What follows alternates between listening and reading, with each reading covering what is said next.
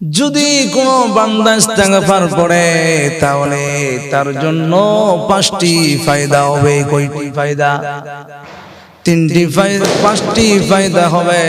তার মধ্যে আল্লাহ পাক বলছেন, কুরআনুল কারীমে আল্লাহ তাআলা বলছেন, ওয়ামা কানাল্লাহু মুআযযিবাহুম ওয়া হুম ইস্তাগফিরুন।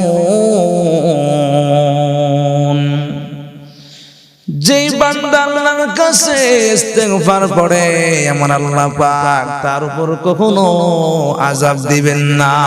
কার ঘোষণা? আল্লাহর ঘোষণা। আল্লাহ পাক বলছেন, তোমরা অন্যায় কাজ করো, ভুল কাজ করো, ভুল কাজ করার পরে আমি আল্লাহর কাছে যখন তওবা করবা, আমি আল্লাহ তোমার জীবনের সব গুনাহ খাতাকে মাফ করে দিব। আল্লাহ পাক বলছেন 24 নম্বর পারা 3 নম্বর পৃষ্ঠায় আল্লাহ পাক বলছেন, ইন্নাল্লাহা ইয়াগফিরুয যুনুবা জামিআ ইন্নাহু হুয়াল গফুরুর রহিম। আল্লাহ পাক বলেন, ও গোলাম, তুমি যত অন্যায় করো না কেন, যত ভুল করো না কেন, তুই বান্দা জেনে গুনাহ করেছ, তুই বান্দা না জেনে গুনাহ করেছ, তুই বান্দা বুঝে গুনাহ করেছ, তুই বান্দা না বুঝে গুনাহ করেছ, কিন্তু বান্দা যখন নাকি শেষ রাতে ওঠে গুনগুন করে কান্না করে আমি আল্লাহর কাছে দোয়া করে আর বলে, আল্লাহ অন্যায় করেছি, ভুল করেছি, ও আল্লাহ তুমি আমাকে মাফ করে দাও। আমার আল্লাহ পাক বলেন, ওই বান্দা যখন নাকি কান্না করে করে আমি আল্লাহর কাছে তওবা করবি, আমি আল্লাহ পাক ঘোষণা দিয়েছি, জামিআন শব্দটা ব্যবহার করে দিলাম। জামিআন শব্দ অর্থ এমন বোঝায় বান্দা যত অন্যায় কাজ করেছো।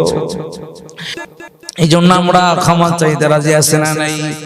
এই জন্য যদি কোনো গোলাম দৈনিক যদি আল্লাহর কাছে ইস্তেগফার পড়ে বেশি বেশি করে, তাহলে সেই বান্দার মাধ্যমে কোনো গুনার কাজ হইতে পারে না।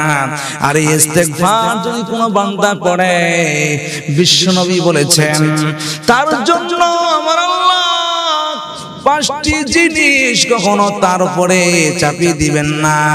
আমার আল্লাহ তাআলা 5টি জিনিস থেকে তাকে রক্ষা করবেন। কয়টি জিনিস? আওয়াজ করবেন, কয়টি জিনিস? 5টি জিনিস। 1 নাম্বার হলো, ওই বান্দা যখন নাকি ইস্তেগফার পড়বে, এই ইস্তেগফার পড়ার কারণে আমার আল্লাহ পাক তাকে যে কোনো মুসিবত থেকে দূর করে দিবেন। কে? আল্লাহ পাক বিপদ থেকে দূর করে দিবেন। ওই বান্দা যখন নাকি বিপদে পড়ে যাবে, ওই বান্দা যখন আল্লাহর কাছে সাহায্য চাবে, আমার আল্লাহ পাক তার বিপদকে দূর করে দিবেন। 2 নাম্বার হলো, ওই বান্দা যতই টেনশন করুক না কেন, ওই বান্দার যত টেনশন থাকুক না কেন, ওই বান্দা যদি নিয়মিত ইস্তেগফার পড়ে, আমার আল্লাহ পাক তার টেনশন দূর করে দিবেন। 3 নাম্বার হলো, যদি কোনো গোলাম সব সময় ইস্তেগফার পড়ে, নামাজে পড়ে ইস্তেগফার পড়ে, ফজরে পড়ে ইস্তেগফার পড়ে, জোহরে পড়ে ইস্তেগফার পড়ে, আসর নামাজে পড়ে বসে বসে ইস্তেগফার পড়ে, মাগরিবে পড়ে ইস্তেগফার পড়ে, এশার পড়ে ইস্তেগফার পড়ে, আর বলে, মালিক জীবনে কি নেকামল করেছি, ও আল্লাহ নেকামল দিকে তাকাইলি জাহান্নাম ছাড়া কিছুই চোখে দেখি না। আমার আল্লাহ রাব্বুল আলামিন ওই বান্দা যদি ইস্তেগফার করে আমার আল্লাহ পাক রব্বুল আলামিন ওই বান্দার যত টেনশন আছে সব টেনশন দূর করে দিবেন। 3 নাম্বার হলো যদি কোনো বান্দা ইস্তেগফার করে আমার আল্লাহ পাক এমন জায়গা থেকে রিজিক ব্যবস্থা করে দিবেন যা সেই বান্দা নিজেও কল্পনা করতে পারবে না। কারণ রিজিকের মালিক কে? রিজিকের মালিক আল্লাহ। আমার আল্লাহ তাআলা মতো রিজিকের মালিক কেউ নাই। আল্লাহ পাক বলছেন ওয়া তারযুকু মান তাশাউ বিগাইরি হিসাব। আল্লাহ পাক বলেন ও গোলাম আমি আল্লাহ তাআলা যাকে চাই তাকে বেহিসাবি রিজিক দান করি। কারণ আমার আল্লাহর মতো রিজিক দেনওয়ালা কেউ নাই। আল্লাহ পাক বলছেন ভিন্ন আয়াতে আল্লাহ পাক আরেক জায়গায় বলেন আল্লাহু খায়রুর রাযিকিন। রিজিকের মালিক কে? রিজিকের মালিক আমার আল্লাহ। এইজন্য আল্লাহর কাছে রিজিক চাইতে হবে, ঠিক কি না? আমার আল্লাহ তাআলা ইজ্জতের মালিক, সম্মানের মালিক, সবকিছু মালিক কে? ইজ্জতের মালিক কে? আরো আওয়াজ করে বলতে হবে রিজিকের সম্মানের মালিক কে? ইজ্জতের মালিক কে? আমার আল্লাহ তাআলা ইজ্জতের মালিক, সম্মানের মালিক।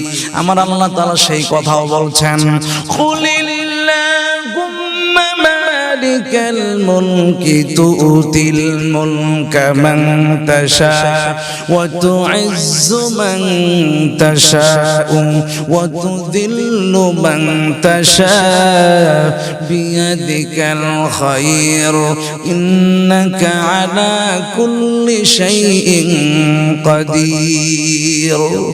ওই বান্দা